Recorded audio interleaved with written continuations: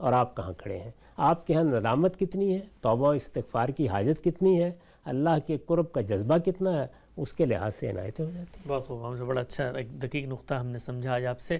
اچھا یہ بیان کیجئے گا، اللہ تعالیٰ نے جو تصویر کھینچی ہے وہ یہ کہ جی بڑے بڑے فیصلے اس رات میں ہوتے ہیں، ظاہری بات ہے اب فیصلے ہوتے ہیں تو تقدیر کے دو حصے ہیں، آپ بتاتے ہیں ایک اس خالق سے متعلق کس کو کہاں پیدا کرنا ہے، کب مارنا ہے، زلزلے طوفان آندھیاں کب آنی ہیں، یہ سب چیزیں اس نے طے کرنا ہے، کیونکہ کائنات کو اس نے چلانا ہے، اس کی ایک اسکیم ہے۔ کچھ چیزیں ہیں جو اس نے میری صحیح اور جوہد سے متعلق کر دیں، یہ کرو گے تو اتنا نتیجہ نکلے گا۔ تو اب اس رات میں ہم اللہ میاں سے کس چیز کی دعا کرتے ہیں، کیونکہ جو اس نے طے کیا ہے کائنات کے بارے میں وہ تو اس کی اسکیم کے تقاضوں کے مطابق ہے، وہ میری دعا سے تو تبدیل نہیں ہونا چاہیے، کیونکہ وہ تو صرف مجھ سے متعلق نہیں، باقی انسانوں سے متعلق بھی ہو سکتا ہے۔ تو میں اس فیصلوں کی رات میں اس سے قرب پیدا کر کے کس چیز میں تبدیلی پیدا کرنا چاہتا ہوں؟ ہمارے ساتھ اللہ تعالیٰ کے معاملات کی جو دونوں حیثیتیں آپ نے بیان کی ہیں، ان میں سے پہلی حیثیت تو چند معاملات میں ہے، یعنی جو طے شدہ معاملات ہیں۔ کون آدمی ہے جو ہاتھ اٹھا کے دعا کرتا ہے کہ میری صورت تبدیل ہو جائے، جی میرے والدین تبدیل ہو جائیں، بالکل، میں واپس بلا لیا جاؤں اور فلاں زمانے میں پیدا کر دیا جاؤں؟ اس سے ہم واقف ہیں کہ یہ فیصلے ہو چکے ہیں۔ جی ان فیصلوں کو تبدیل کروانے کے لیے کوئی دعا کرتا بھی نہیں ہے، وہ معلق فیصلے ہیں جو رکھے ہی اس طرح گئے ہیں، اور ہماری زندگی کے زیادہ تر فیصلے وہی ہوتے ہیں، چونکہ اللہ تعالیٰ نے صحیح کے لیے دنیا پیدا کی ہے۔ اس میں قاعدہ کیا ہے، لیس للانسان الا ما سعی، یہاں قیامت میں بھی جو کچھ ملنا ہے ہماری صحیح کے نتیجے میں ملنا ہے۔ تو اس کا مطلب یہ ہے کہ چیزوں کو صحیح کے ساتھ وابستہ کیا گیا ہے۔ اسی کو عام طور پر فلسفیانہ تعبیر میں بیان کیا جاتا ہے کہ یہ اسباب و علل کی دنیا ہے، یعنی اس میں آپ نے کچھ کرنا ہے، اس کا کچھ نتیجہ نکلنا ہے۔ وہ اسی طرح لکھا ہوا ہے کہ میرا بندہ یہ سبب فراہم کرے گا، اس کا یہ نتیجہ نکلے گا۔ جیسے میں نے ابھی آپ کے سوال کا جواب دیا کہ میرا بندہ اپنی عبدیت کا اظہار اس درجے میں کرے گا تو اس کے نتیجے میں میں اس کو لیلۃ القدر سے ہم آہنگ کر دوں گا، میں فرشتوں کی سکینت سے ہم آہنگ کر دوں گا، میں اپنے نزول سے ہم آہنگ کر دوں گا۔ تو یہ ساری چیزیں اس طریقے سے جزا و سزا میں تبدیل ہوتی رہتی ہیں۔ تو اللہ تعالیٰ جب عنایت فرماتے ہیں تو وہ چیزیں اسی طریقے سے میرے ساتھ متعلق ہو جاتی ہیں، اور پھر وہ فیصلہ جس طرح کے لکھا ہوتا ہے کہ اگر میرا بندہ یہ چاہے گا یا یہ دعا کرے گا یا یہ عمل کرے گا یا یہ صحیح کرے گا تو میں اس کا نتیجہ یہ نکال دوں گا، تو وہ نتیجے اسی کے لحاظ سے تبدیل ہوتے رہتے ہیں، اسی کے لحاظ سے صادر ہوتے رہتے ہیں۔ تو یہ ایک بہت بڑا حصہ ہے ہماری زندگی کا، جس میں دعائیں ہی کرنی ہے، محنت کرنی ہے، صحیح کرنی ہے۔ ہماری اپنی جو کائناتی حیثیت ہے وہ بھی ایسے ہی ہے، یعنی اس میں بے شمار چیزیں ہیں جن کو ہم سے متعلق کر دیا گیا ہے۔ حفظان صحت کے اصولوں کا خیال رکھو گے تو صحت بہتر رہے گی، عمر بڑھے گی۔ فلاں چیز کا خیال رکھو گے، فلاں چیز حاصل ہو جائے گی۔ فلاں معاملے کو صحیح طریقے سے کرو گے، اس کا یہ نتیجہ نکلے گا۔ فلاں چیز پہ تحقیق کرو گے، اس کے نتیجے میں فلاں چیز دے دوں گا تمہیں۔ زمین کھودیں گے تو تیل ملے گا، سونا ملے گا، معدنیات ملیں گی۔ آپ اس کے اوپر سوتے رہیں تو پھر کچھ نہیں ملے گا۔ تو اللہ تعالیٰ نے اس دنیا کو بنایا ہے اس اصول پر کہ یہاں بے شمار اس کی نعمتیں اور عنایتیں، اس کے کرم ہیں جو ہماری صحیح، ہماری تحقیق، ہماری جستجو اور ہمارے عمل سے متعلق ہیں۔ تو اس وجہ سے بعض لوگ اس میں بڑی غلط فہمی میں مبتلا ہو جاتے ہیں کہ ہم نے فلاں کام کیا، دیکھیے ہم نے تبدیلی پیدا کر لی۔ وہ تبدیلی متعلق ہی آپ کی صحیح سے تھی، وہ ہونی ہی اس طریقے سے تھی، لہذا ہو گئی۔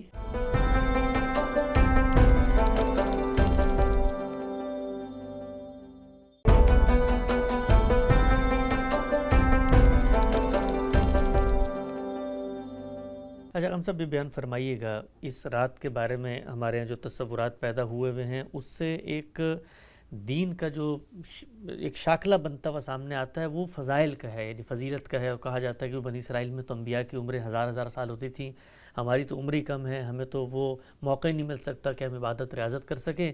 تو اللہ تعالیٰ نے اس امت پہ کرم فرمایا کہ ایک رات دے دی، اس میں ایک رات میں ہزاروں کا جو ہے نا ثواب مل جائے گا۔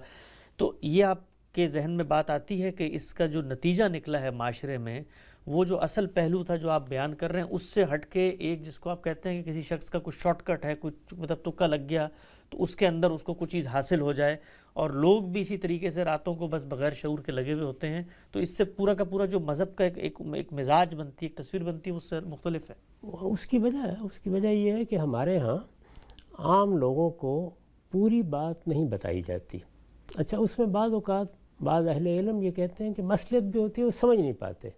میرا تجربہ اس کے بالکل برخلاف ہے۔ میرا احساس یہ ہے کہ نفس انسانی میں جو صلاحیتیں اللہ تعالیٰ نے رکھی ہیں ان میں بنیادی حقائق کو اپریشیٹ کرنے کی غیر معمولی صلاحیت ہے، اور وہ ہر آدمی میں ہے، وہ دہقان میں ہے، وہ سائنسدان میں ہے، وہ ایک عالم میں ہے، وہ بڑے سے بڑے شخص میں ہے، وہ ایک عام راہ چلتے آدمی میں، سب میں ہے۔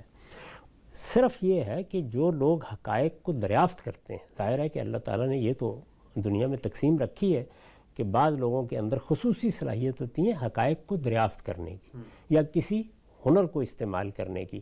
یہ تفاوت ہم آنکھوں سے دیکھتے ہیں۔ بڑے عالم فاضل لوگ ہوں گے، شاعر ہوں گے، ادیب ہوں گے، لیکن یہ ہے کہ ایک سیدھے طریقے سے لکڑی بھی نہیں ٹھونک سکتے، اس کے لیے دوسری مہارتیں چاہیے ہوتی ہیں۔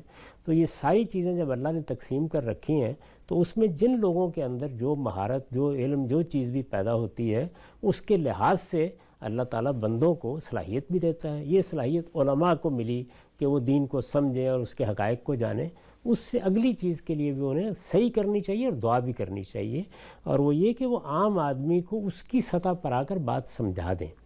تو جب آپ عام آدمی کی سطح پر آ کر بات سمجھاتے ہیں تو حقائق بہت سادہ ہوتے ہیں، پھر اس کے بعد آپ دیکھتے ہیں کہ ہر آدمی صحیح طریقے سے بات کو سمجھ لیتا ہے۔ ہمارے ہاں یہ خیال کیا گیا ہے عام آدمی کے بارے میں کہ اس کو تو بس یہی بتائیے کہ فلاں شخصیت ہے، اس کے یہ فضائل ہیں، فلاں رات ہے، اس کے یہ فضائل ہیں، فلاں وقت ہے، تو وہ چیزوں کو ان کی فلسفیانہ تحلیل کر کے یا ان کی حقیقت کو سامنے رکھ کے اپریشیٹ نہیں کر پاتا۔ میں نے عرض کیا کہ میرا تجربہ مختلف ہے، سمجھانا چاہیں آپ تو ہر چیز سمجھا سکتے ہیں۔ تو بالکل واضح ہو گیا۔ سورہ دخان میں لیلۃ المبارکہ کے الفاظ ہیں، وہاں کیا بات بیان ہوئی ہے میں پڑھ دیتا ہوں۔ ارشاد فرمایا، یہ واضح کتاب آپ ہی اپنی گواہی ہے، اس میں کچھ شک نہیں کہ ہم نے اسے خیر و برکت والی رات میں اتارا ہے، اس لیے کہ ہم لوگوں کو خبردار کرنے والے تھے۔ اس رات میں تمام حکمت والے معاملات خاص تقسیم کیے جاتے ہیں، ہمارے حکم سے ہم ان لوگوں کی طرف رسول بھیجنے والے تھے۔ سورہ دخان میں یہ بات زیر بحث آئی۔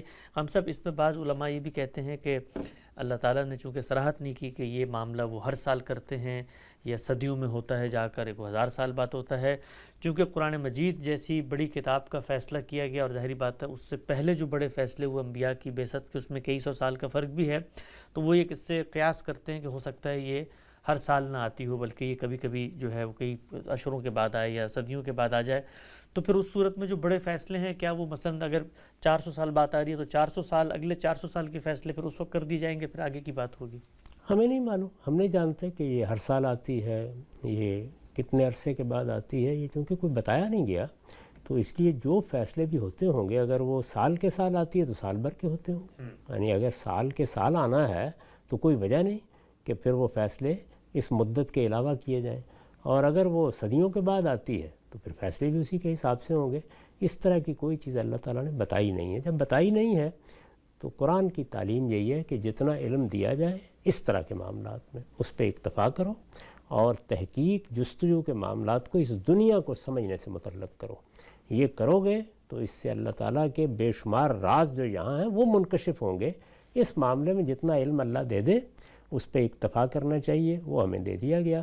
توقع یہ ہے ہماری کہ یہ ہر رات ہر سال ہی آتی ہوگی، تو اس وجہ سے ہم دعا بھی کرتے ہیں، مناجات بھی کرتے ہیں، اللہ کی عبادت بھی کرتے ہیں، اور کوشش بھی کرتے ہیں کہ ہمیں یہ وقت میسر آ جائے۔ تو بندہ مومن کا کام یہی ہے، اور اس کے اس جذبے کے لحاظ سے اس کا پروردگار بھی اس سے معاملہ کرتا رہتا ہے، اس وجہ سے کوئی پریشان بھی نہیں ہونا چاہیے۔ نقطہ بالکل واضح ہو گیا۔ حدیث کو بھی میں آخر میں زیر بحث لا کے خاتمے کی طرف بڑھتے ہیں۔ ایاز رضی اللہ عنہ کا بیان ہے کہ رسول اللہ صلی اللہ علیہ وسلم نے فرمایا، اللہ نے میری طرف وحی کی ہے کہ تم لوگ تواضع اختیار کرو، یہاں تک کہ